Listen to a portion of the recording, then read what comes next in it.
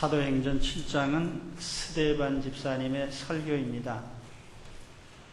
형식상으로는 스데반이 공회의 신문을 받으면서 질문에 대하여 답변하는 형식으로 되어 있지만은 내용상으로는 한 편의 아주 장엄한 설교로 되어 있습니다. 오늘 말씀 1절에 보면 대제사장이 가로되 이것이 사실이냐 이렇게 묻고 있습니다. 우리가 지난 시간에 본 것처럼 율법을 모독하고 또 성전을 모독한 것이 사실인가 하고 묻고 있습니다. 이것은 거짓 증인을 세워서 심판하기 위한 하나의 음해이기 때문에 사실 이 질문은 그저 형식적인 질문이죠. 예수님을 십자가에 못 박을 때에도 동일한 재판을 했고 동일한 질문을 했습니다. 오늘 스데반은 이 질문에 대해서 자기 신상에 관한 변명을 하지 않고 그 대신 한편의 설교로 대신합니다. 이 스데반의 설교는 사도행전 나가서는 신약성경 전체를 통해서 사도 이외의 설교로는 유일한 설교입니다. 또 이 설교는 순교를 당함으로 끝을 맺는 아주 장엄한 그런 설교이기도 합니다. 또 이 설교를 계기로 해서 복음이 유대인을 넘어서서 이방을 향하게 되는 하나의 계기가 되는 역사적인 설교입니다. 내용상으로 보면은 이 설교는 기독교를 변증하는, 말하자면 기독교를 변론하는 가장 멋진 최초의 설교라고 할 수가 있습니다. 스데반은 이 설교를 통해서 구약 성경 전체를 일목요연하게 정리를 합니다. 우리가 역사의식이라는 말을 합니다마는 역사를 올바로 알고 있는 자만이 세상을 바로 판단할 수가 있죠.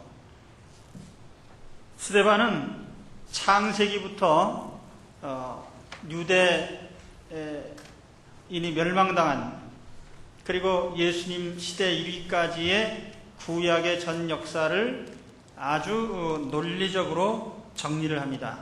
그래서 스데반은 이 설교를 통해서 세 가지 주안점을 두고 설교를 합니다. 오늘 말씀에 우리는 1절에서부터 16절까지를 봤는데 이 부분은 아브라함의 부르심에서부터 시작해서 족장들의 역사를 거론을 하고요.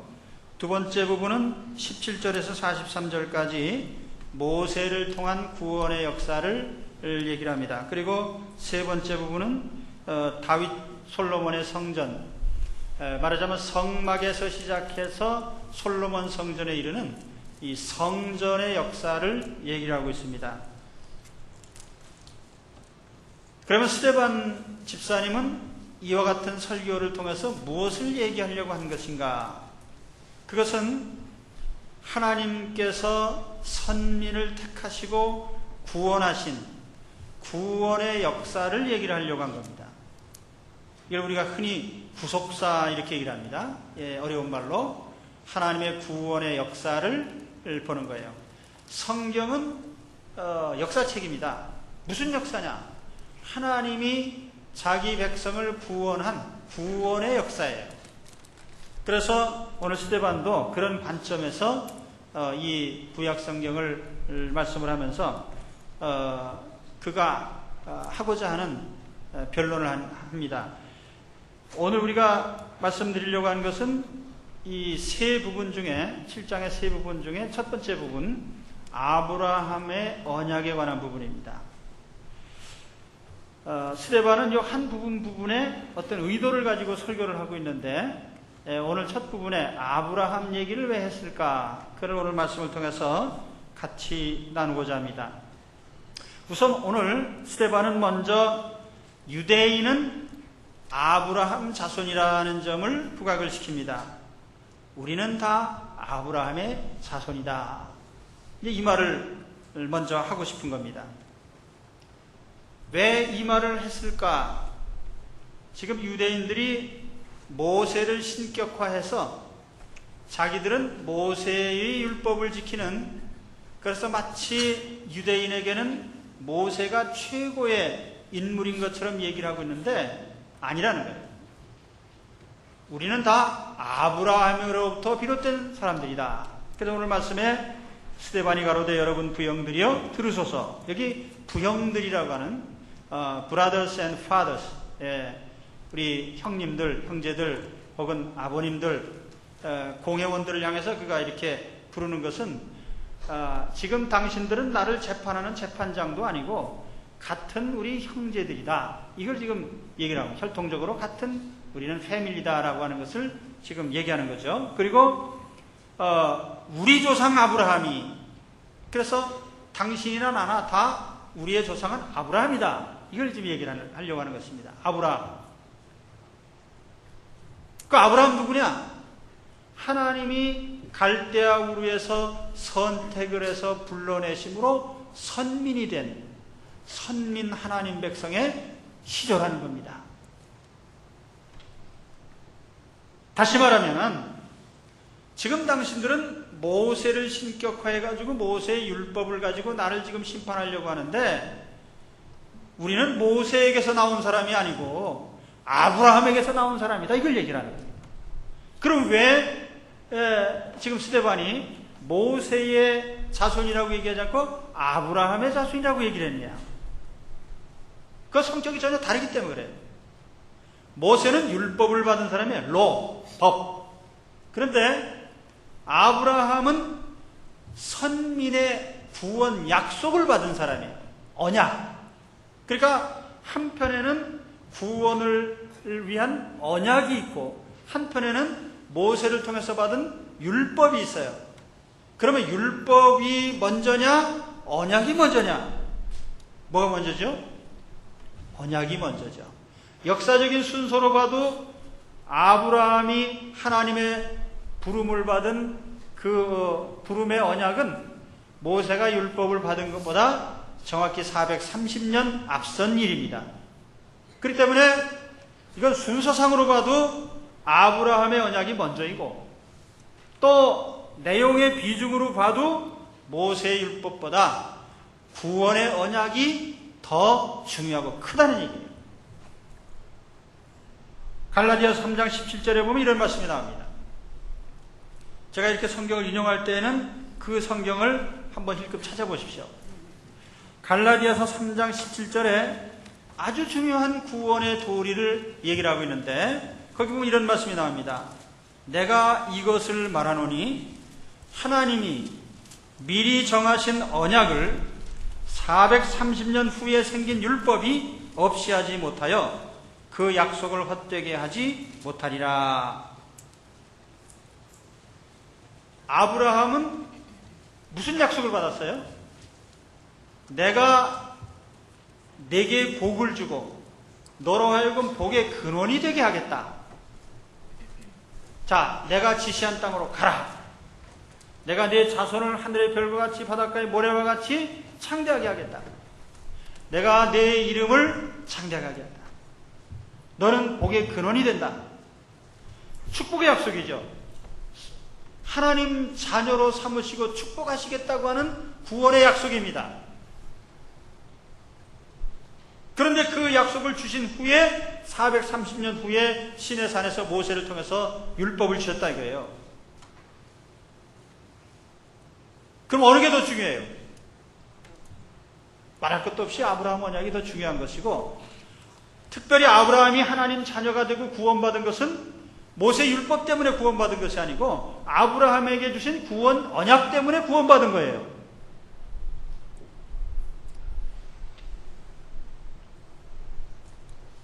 오늘 우리도 마찬가지입니다. 여러분 로마서 9장 11절 한번 보세요.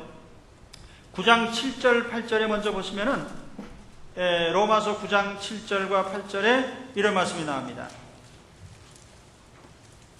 또한 아브라함의 씨가 다 그 자녀가 아니라 오직 이삭으로부터 난 자라야 네 씨라 칭하리라 하셨으니 곧 육신의 자녀가 하나님의 자녀가 아니라 오직 약속의 자녀가 씨로 여기심을 받느니라. 여기 육신의 자녀, 약속의 자녀라는 말이 나옵니다. 아브라함에게는 이스마엘도 있고 이삭도 있는데 선민이라고 말할 수 있는 사람은 이삭이라 이 말이에요. 또 11절에 가서 보면 이런 말씀이 나옵니다. 그 자식들이 아직 나지도 아니하고 무슨 선이나 악을 행하지 아니한 때에 택하심을 따라 되는 하나님의 뜻이 행위로 말미암지 않고 오직 부르시는 이에게로 말미암아 서게 하려 하사. 이 내용은 좀 표현이 복잡한데 내용은 이겁니다.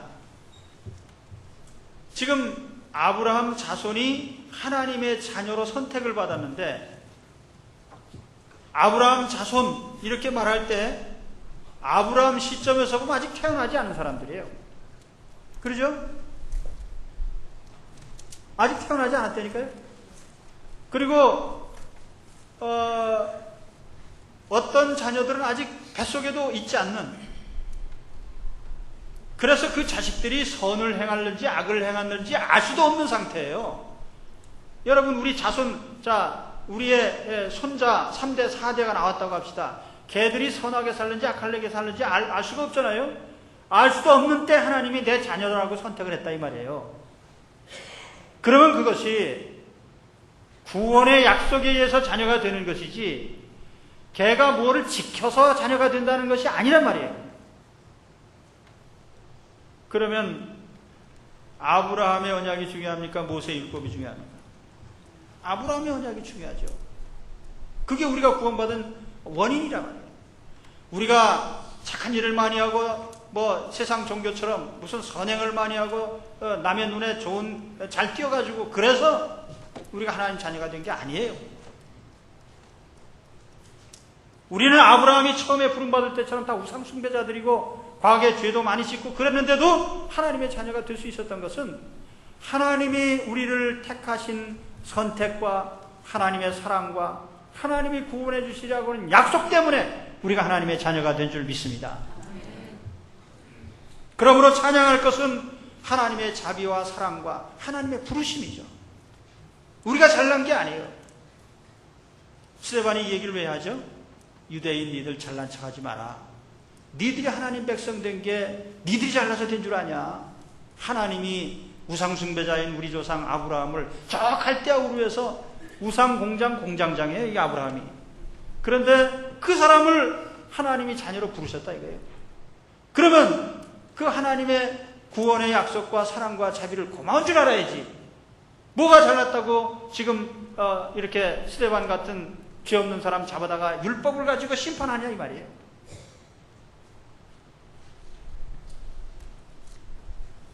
그 다음 부분에 아브라함이 이 땅을 살 때 무엇을 근거로 살았느냐 이걸 얘기를 하고 있습니다.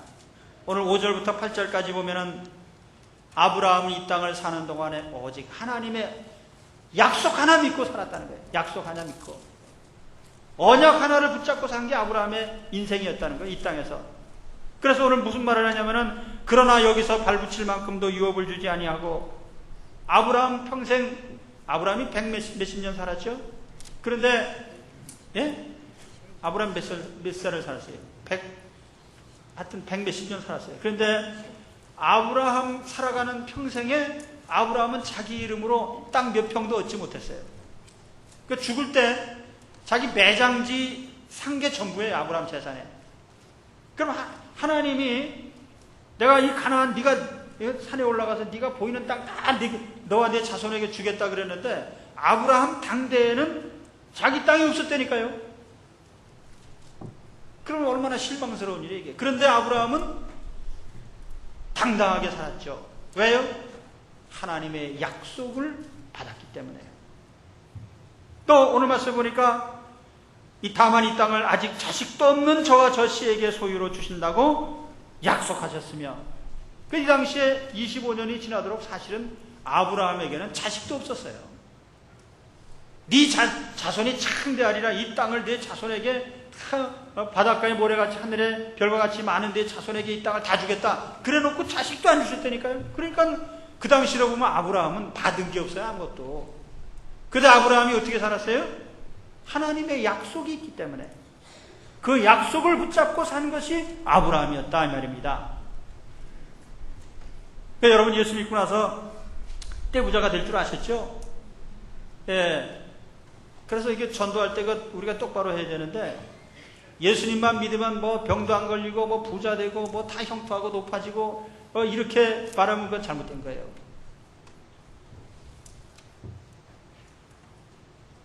예수님을 믿어도 우리가 고난도 당할 수 있고 아래에도 있을 수 있고 돈도 손해볼 수 있고 가난할 수도 있고 다 그럴 수 있는 거죠.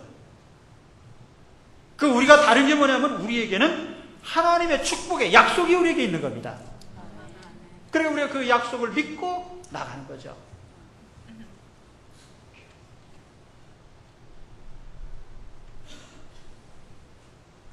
하나님이 아브라함이 언약을 믿고 사니까 그래도 혹시 마음이 약해지잖아요. 실제로 땅도 없지 자식도 없지 아무것도 없는데 마음이 약해지니까 하나님이 너는 축복의 약속을 가진 사람이다 라고 하는 표식을 하나 해주겠다. 그게 뭐냐면 할례라는 거예요. 할례. 자식의 아들을 낳으면 가장 중요한 부분에다가 거기다 표시를 해두는 거예요. 예. 왜냐하면 하나님의 약속을 받은 자손이다. 그 표시예요. 그게. 언약 백성의 표식을 사람의 몸에다 해둔 것이 할례입니다.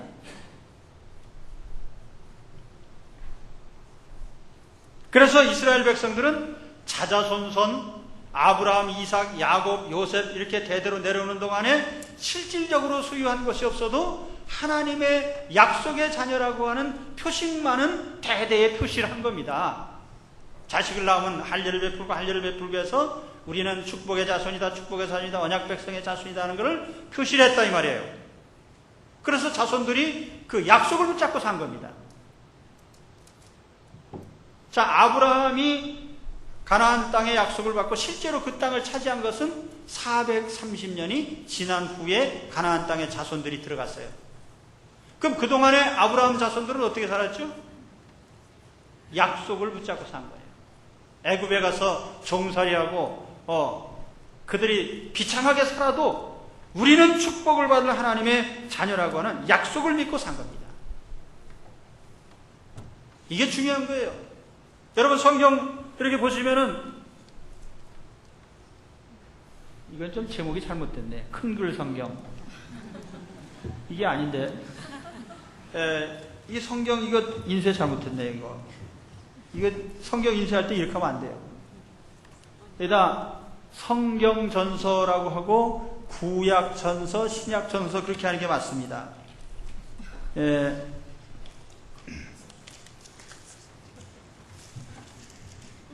이 안에는 제대로 됐네. 구약전서 이렇게 되어 있어요.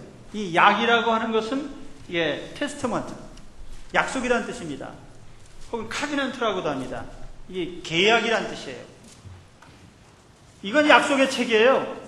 이게 법전이 아닙니다. 그런데 유대인들은 이걸 로라고 생각해요. 토라, 이 율법이라는 뜻이거든요.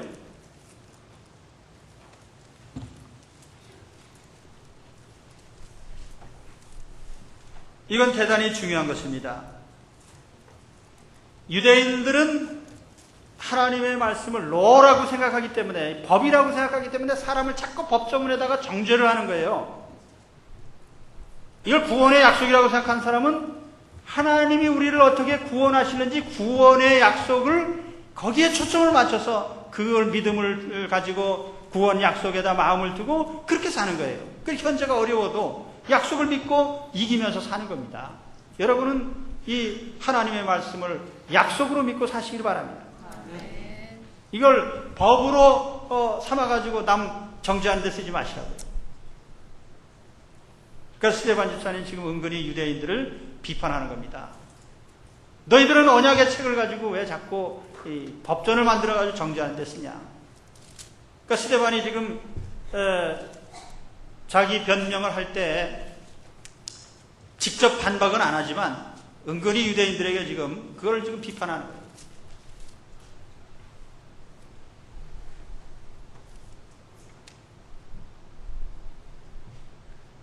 이제 요셉 얘기를 또 합니다. 요셉은 이 4대 족장 중에 마지막이죠. 아브라함, 이삭, 야곱, 요셉. 그런데 하나님이 요셉을 사실은 야곱 가족의 선지자로 세우셨어요. 그 야곱 가족의 장래가 어떻게 될 것인지 요셉의 꿈을 통해서 미래를 보여주신 겁니다.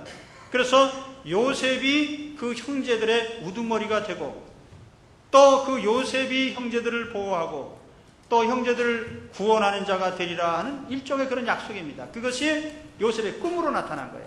그래서 요셉의 꿈에 어떤 꿈을 꿨습니까?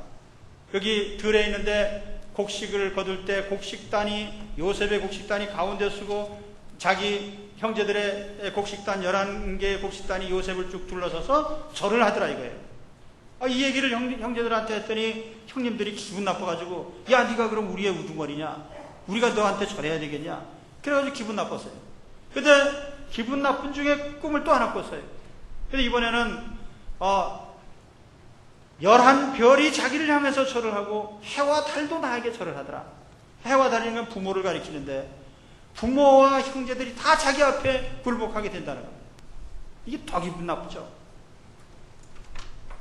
그래서 이 하나님의 계시를 형제들이 거절한 겁니다. 그래서 우리가 창세기 읽어보면은 창세기 37장 27절에 그 형들이 요셉을 시기해서 노예로 팔아먹었어요. 팔아먹으면서 무슨 말을 했냐면은 저 요셉의 꿈이 어떻게 되는지 한번 두고 보자, 그 말을 했거든요. 요셉의 꿈이 어떻게 되는지 두고 보자. 그 말은 뭐예요? 요셉의 꾼 꿈이 그게 정말 하나님의 계시인지 두고 보자 이 말이에요. 그런데 어떻게 됐습니까? 계시대로 이루어졌죠. 요셉이 종으로 팔려갔지만은 13년 동안 죽을 고생한 후에 애굽에서 총리가 됐어요. 하나님이 높이신 겁니다. 그래서 애굽에서 총리가 돼가지고 요셉이 한 일이 뭡니까? 7년 풍년이 든 가운데 7년 흉년을 대비하게 된 거예요.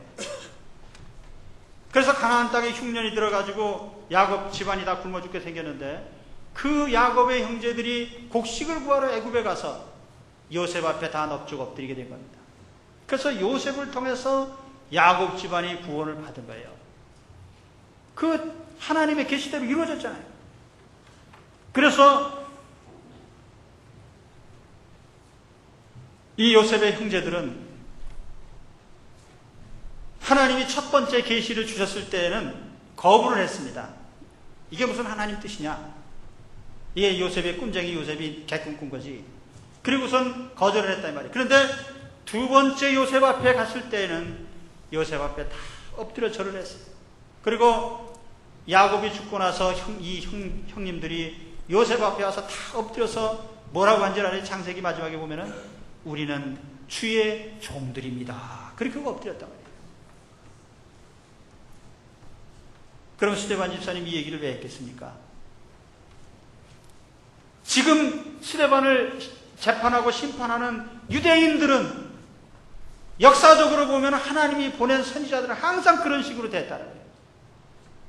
하나님 무슨 계시를 알려주려고 선지자를 보내면은 선지자를 잡아 죽이든지 또는 가두든지 이렇게 항상 악한 마음으로 배척을 하는 것이 유대인의 역사라는 겁니다.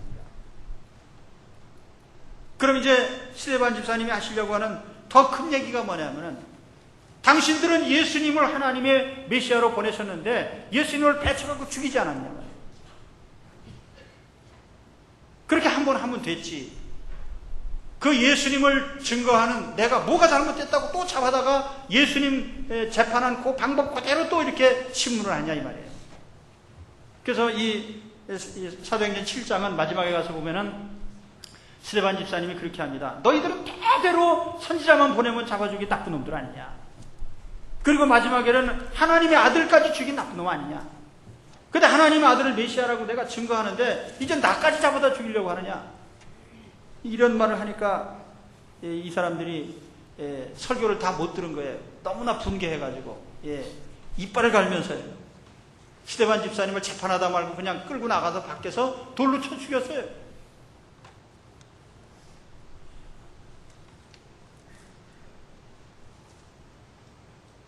자, 오늘 말씀으로 돌아가서 다시 보면은 스데반 집사님이 전하려고 하는 얘기는 하나입니다. 우리는 아브라함의 자손이다. 결코 모세의 자손이 아니고요. 우리에게 가장 중요한 인물이 있다면 모세가 아니라 사실은 아브라함이다 이 말이에요. 우리가 선민이 된 것은 아브라함 때문에 된 것이지 사실은 모세 때문에 된 게 아니란 말이에요. 그래서 오늘 우리도 똑같은 생각을 가져야 됩니다. 우리가 과거에 참 착하게 살고 또는 뭐 자선사업 많이 하고 그래서 지금 우리가 하나님 자녀가 된 게 아니에요. 저는 마지막 가신 분들 빈소 앞에서 늘 그런 얘기를 합니다. 우리가 하나님 자녀가 된 것은 하나님이 우리를 불쌍히 여기셔서 우리 하나님의 자녀로 예수님을 믿게 하셔서 용서받게 하시고 그래서 우리가 하나님 자녀가 되는 겁니다. 이건 돈으로 산 게 아닙니다. 공로로 받은 게 아닙니다. 거저 받은 거죠. 왜냐하면 우리는 이거는 돈으로 살 수가 없어요. 너무 값지기 때문에. 이거는 우리가 선행으로 갚을 수도 없는 겁니다.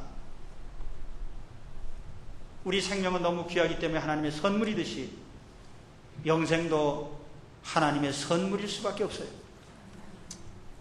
아브라함은 과거에 우상숭배자였습니다. 하나님 모르고 인정하지 않던 사람인데 그런 사람이 어떻게 하나님 자녀가 됐어요? 모세 율법 때문에 된 게 아니란 말이에요. 하나님이 선택하시고 구원하신 하나님의 사랑과 자비 그리고 하나님이 구원하시는 섭리 때문에 우리가 구원받은 것입니다. 우리도 이런 하나님의 사랑 때문에 자비 때문에 하나님이 나를 자녀로 택하신 것 때문에 내가 하나님의 자녀가 된 것을 믿으시기 바랍니다. 은혜 구원 이것이 가장 중요한 성경의 구원의 핵심적인 도리예요. 또 한 가지는 우리가 그와 같이 하나님의 은혜로 선민이 되고 하나님 백성이 된 것처럼 우리 또한 하나님의 은혜와 자비의 사람이 되어야 된다는 거예요. 긍휼의 사람이 돼야 돼요. 정죄의 사람이 되지 말라는 거예요. 그러니까 오늘 여기 스데반을 정죄한 사람들은 그들의 습관이 정죄하는 거예요. 그러니까 예수님 잡아다 죽였죠. 사도들도 잡아다 신문하죠. 스데반 집사님 잡아다 신문하고 또 마음에 안 든다고 이빨을 갈면서 돌로 쳐 죽이고 이게 도대체가 되먹은 사람들입니다. 오늘 우리도 이 땅에 보면은요. 오늘날 우리 사회에도 보면은 밤낮 문제를 일으키는 사람들 보면 남을 정죄하는 사람들이에요. 꼬투리 잡아서 자꾸 갖다가 그걸 물고 늘어지고 하나님 앞에서 남을 정죄할 자격이 있는 사람 아무도 없습니다. 그래서 우리는 그리스도인으로서 관용하고 오히려 용서하고 내가 하나님 앞에 도저히 하나님 자녀가 될 수 없는 아브라함 같은 사람이 선민의 조상이 되었듯이 나도 그렇게 구원받은 사람이니까 마태복음 표현대로 하면 1만 달란트를 탕감받은 사람이니까 우리가 인간에게 허물이 있고 잘못이 있는 것을 그걸 정죄하고 물고 늘어져 살면 되겠느냐 말이에요. 그래서 내 자신이 하나님 자녀된 것도 은혜로 자녀가 된 것을 믿으시면서 항상 감사하시기 바랍니다. 그리고 동시에 남을 우리는 용서하고 관용하는 사람이 돼야 되지. 항상 정죄하고 꼬투리 잡고 물고 늘어져서 시비를 거는 사람이 되지 말라는 겁니다. 우리 사회도 그래요. 사회 통합이 왜 안 됩니까? 밤만 물고 늘어진 사람들 때문에 그런 거예요. 우리 사회에 관용하는 사람은 별로 없고요. 남 잘못만 물고 늘어지는 사람만 그냥 가득해가지고요. 특히 그 공산당 사고방식 가진 사람들이에요. 모든 것을 법으로. 제가 아까 말씀드렸죠. 성경이 이게 언약입니까? 법입니까? 유대인들이 이걸 법전으로 보기 때문에 자꾸 정죄에 빠져요. 우리도 하나님의 자비가 담긴 언약으로 항상 대해야 됩니다. 그래서 우리 하나님의 은혜로 구원받고 은혜로 사는 은혜의 성도들이 되시기를 축원합니다. 그럴 때 하나님이 축복을 주시는 거예요. 그럴 때 내가 과연 하나님의 마음을 아는구나. 그래서 하나님의 사랑과 자비의 사람들이 되시기를 축원합니다. 기도하겠습니다. 하나님 아버지 감사합니다.